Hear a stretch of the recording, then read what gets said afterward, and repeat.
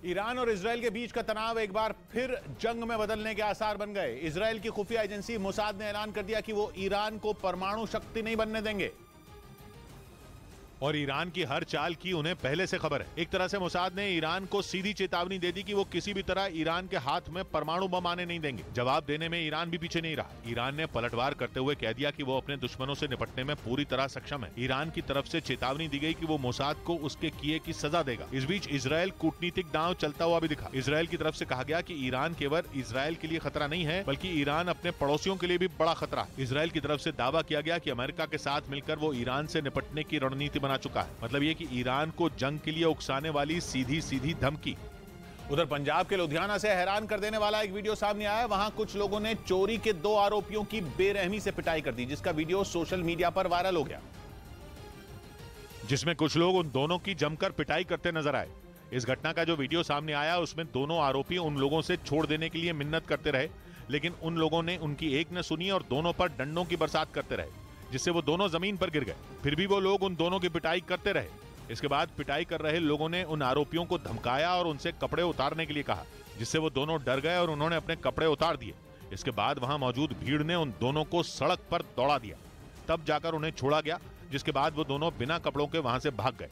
इधर शेयर बाजार भारी गिरावट के साथ बंद हुआ। सेंसेक्स और निफ्टी दोनों लाल निशान पर रहे, जिसकी वजह दुनिया के कई देशों में फैले कोरोना को बताया गया। सेंसेक्स 980 अंक टूटकर 59,845, जबकि निफ्टी 320 अंक गिरकर 17,806 पर बंद हुआ। पिछले 7 कारोबारी दिनों में यह छठी बार है जब शेयर बाजार में भारी गिरावट रही और इन 7 दिनों में निवेशकों को करीब 19 लाख करोड़ का चूना लगा।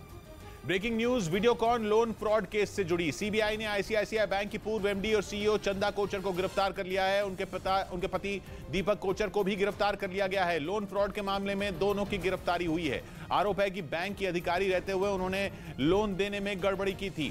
आनंद तिवारी हमारे साथ जुड़ रहे हैं। आनंद, तो ये इतना लंबा केस चलने के बाद अब गिरफ्तारी हो गई है? जी देखिए, बिल्कुल किशोर जी, जो सीबीआई है उसने साल 2019 का एक बैंक फ्रॉड लोन का जो मामला था उसमें जो आईसीआईसीआई बैंक के पूर्व मैनेजिंग डायरेक्टर हैं और सीईओ चंदा कोचर और उनके जो पति दीपक कोचर, उनकी गिरफ्तारी की है। दिल्ली से गिरफ्तारी हुई है और सीबीआई उनकी फर्दर रिमांड जो है वो लेगी और इस पूरे मामले में जो है वो इन्वेस्टिगेशन किया जाएगा। जो आरोप है उसमें बताया गया है कि जो लोन दिया गया था वो एमपीए हो गया था और उसके बाद बैंक फ्रॉड हो गया था। इस मामले में पहले उन्हें सम्मन्स भी किए गए थे और उसके बाद ये आज जो है सीबीआई ने गिरफ्तारी की है। फर्दर जो इन्वेस्टिगेशन है वो पूछताछ की जाएगी रिमांड पे लेके दोनों पति पत्नी को। शुक्रिया आनंद आपका।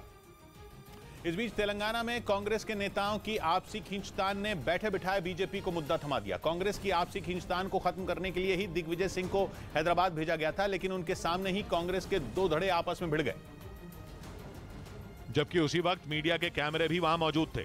नेताओं का झगड़ा कैमरों में रिकॉर्ड होता रहा, लेकिन किसी ने पीछे हटने की जरूरत नहीं समझी। ऐसा लगा जैसे नेताओं के बीच किसी भी पल धक्का मुक्की तक शुरू हो जाएगी।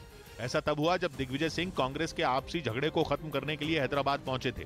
पिछले हफ्ते ही कांग्रेस के कई नेताओं ने पार्टी का साथ छोड़ दिया था। दिग्विजय सिंह इधर आया, he is talking to every leader and then shortly everything will be clear. Telangana इसलिए अहम है क्योंकि 2023 में वहां विधानसभा चुनाव है। कांग्रेस का मुकाबला वहां बीजेपी और टीआरएस से है, लेकिन कांग्रेस नेताओं के बर्ताव ने बीजेपी और टीआरएस को बैठे बिठाए मुद्दा थमा दिया। चुनावी लड़ाई से पहले कांग्रेस के सामने घरेलू लड़ाई निपटने की चुनौती खड़ी हो गई।